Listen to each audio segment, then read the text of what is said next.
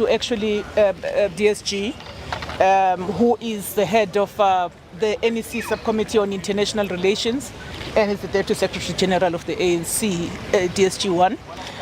Will then field questions, and the best way to start, and I'd like to give SABC the first SABC. Thank you very much, Ma'am Nomvula. Just your comment, of course, the American stance, the issue is still a thorny issue and is still continuing. Lately, it's been indicated that Elon Musk is saying that his company Starlink could not operate in South Africa because of his race, of course. Just your comment on that. Should I respond to it? Okay, thank you very much and good morning. Firstly, we must appreciate that Americans went to elections. Americans elected the Republican Party in the person of President Donald Trump of the United States of America. They didn't elect Elon Musk. And out of their own processes, they've opted to operate in this particular fashion. Secondly, that as the ANC, as this country, we are a nation that is known, that we have come from a very deep-seated, institutionalized system that was based on race and hatred of the majority of South Africans, black people in particular. But that as the ANC, we are one of those parties that just on the basis of our existence, we exist to unite the people of South Africa irrespective of race. And therefore nothing that has to do with us involved in anything can have an aorta or inclination towards discrimination on the basis of race. What Elon Musk is saying, who is a former South African, has no bearing in anything that we are about. We have a trade relationship that is of mutual benefit to the United States of America and South Africa. You will remember, if you've been following, that even at a time when the president was there during UNGA, they actually had meetings on the sidelines of UNGA when the South African delegation met with other bodies and institutions of the United States. And again, in our spirit, we even said to him through the president, you have a responsibility to strengthen our relationship through your business. And therefore, nothing that has been said can actually be attributed to us. And I think you yourselves, as a public broadcaster, you know that this is not even a reflection of the policies of this country, of what the ANC stands for, and what the majority of white Afrikaner South Africans stand for. So it should be something that tells us more about the men. Let's talk about SWAPO in Namibia. They've elected a woman. Are we beginning to see a change where we see the SADC countries, of course, giving women a chance to lead? You know, the struggle for the emancipation of the people of Namibia also had to do with the emancipation of the women of Namibia, just like the ANC. And therefore, there's so much similarity between ourselves and SWAPO, both in terms of politics, in terms of how we see the world, but also in terms of how we see our nation. The comrade who has now been elected a president of SWAPO got democratically elected as the president of the country. She has come through the ranks of the organization. She has not been handpicked as a woman, but she's a woman like me and Matlengi who are active in the organization, and the organization saw it fit to have a female spokesperson. And this is what we must celebrate, because what has been missing is the face of the party. And this is what we must learn. We must learn and we must celebrate the fact that SWAPO has led the race, and this is our victory.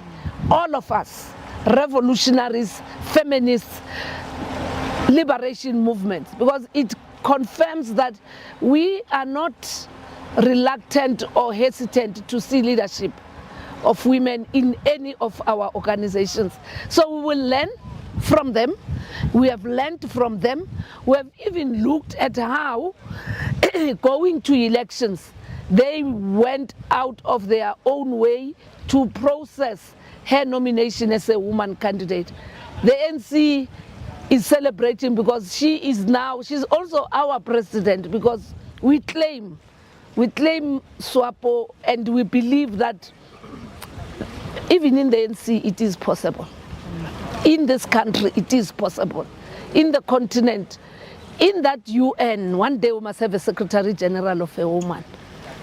To make peace in this continent, the face of poverty, the victims of instability in this continent and anywhere, it's women and children.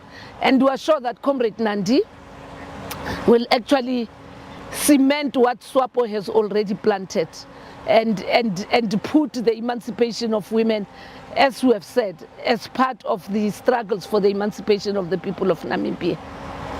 Just last one, but I'm not sure if it falls under international. SAPC is stretching it now. I've got ENCA there at the back. Let's keep it clear. She's not sure. Just last one.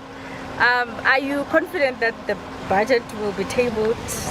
Listen, the budget will be presented, and please book your flight to go there.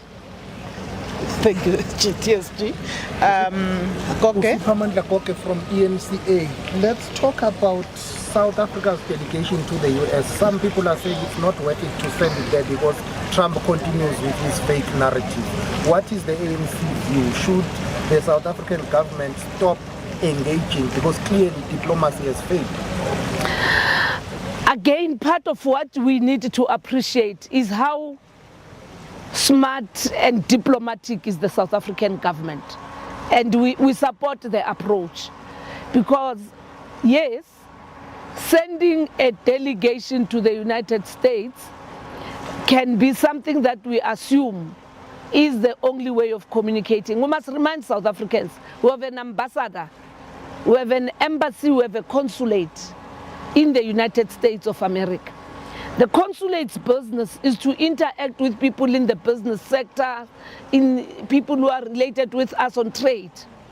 We have a functioning consulate. We have an embassy. We have an ambassador who's down there.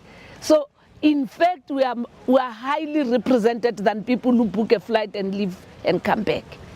And therefore, part of what we are supporting as the ANC is what the Department of International Relations and Cooperation has said. The Trump administration must set its systems up so that then we can relate with the trade office on issues of trade. For now, there's no office that deals with trade, because we have a binational agreement with the United States of America. And we're looking forward to enrich that binational agreement. On the other side, Comrade Parks, as the Minister for Trade and Industry, up until just last week, has been in touch with the Americans. Work is continuing, because we have a functioning government in this country. We have a functioning government. It will not need just to send a delegation as and when the need arises to go and confirm what we are doing, or even them coming, because it can't just be a one-way traffic, or even them, because the other reality is that here we do not have an ambassador as yet of the United States of America, because then that would have also been an easy way of communicating. So in the midst of all this, I'm sure you've also seen what the court in the United States of America has said, that there has been an overreach around the issues of the US aid. There's been an overreach. So the ANC supports institutionalized mechanisms of relating on these matters. We have systems. The ANC is in touch with the South African Business Chamber of Business that is in the United States. We are in touch with others who we have historical relationships with, because we are not anti-America. What we are anti is bullying. What we are anti is disrespect of sovereignty.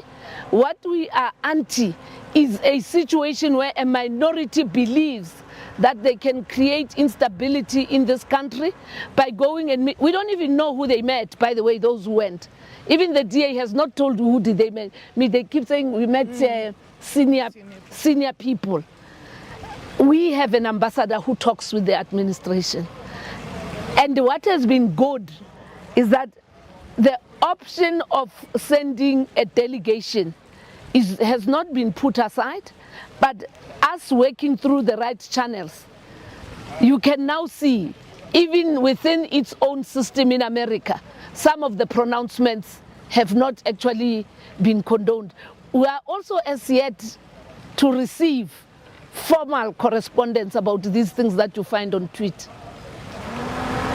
If we still have time, can you engage us on the upcoming visit by Ukraine President Mr. Zelensky? We discussed and we support the visit. Remember, we are non-aligned in this, and remember, we're the first to go when it was not fashionable. We took a risk. The ANC called for South Africa to intervene, and our president and the South African government went. And therefore, even under these circumstances, we are not taking sides and we are not taking cue from anyone. We are pursuing our foreign policy. So we're looking forward to him coming and give us a progress report about some of the commitments he had made in our relationships, including ourselves as the ANC. By the way, we have been involved on the rescuing of children in Russia, working through women's organizations from South Africa and the United Nations to deal with the issues, social issues of victims, particularly women and children in this conflict. And it's things that we really want everybody to appreciate. Our foreign policy and what we do is informed by us and not by how somebody else with his foreign policy and his sovereign priorities wants to relate with any other country. So we support that visit. It has to happen. It must happen because we made a commitment. He made a commitment. Good that is coming to brief us. Thank you very much. I'm rounding off. I was about to remind you of a press briefing at 4 p.m. I'll indulge you very quickly. Okay. DSG, the progress report on the issue of the assaying we have in DRC for their return and all those things. Listen, we got a brief, and we believe that government is handling the process adequately. And three things that we want to caution: issues of military, issues of defense. We are not there just as South Africa. We are there as part of an arrangement that is a regional arrangement. Our issues are being presented in those meetings. You remember, there was a meeting for the first time of SADC and the East Africa community. We facilitated that, and therefore all these matters, there will be another meeting, and we agree that we must continue to call for the silencing of the guns. We must continue to call for peace and harmony, and we must also support the call that has been made that in a conflict situation, finally people must come together and engage. And therefore we support the call that the DRC government must actually engage with M23 in line with the outcomes of that joint meeting of both SADC and East African Community Development. Thank you very much.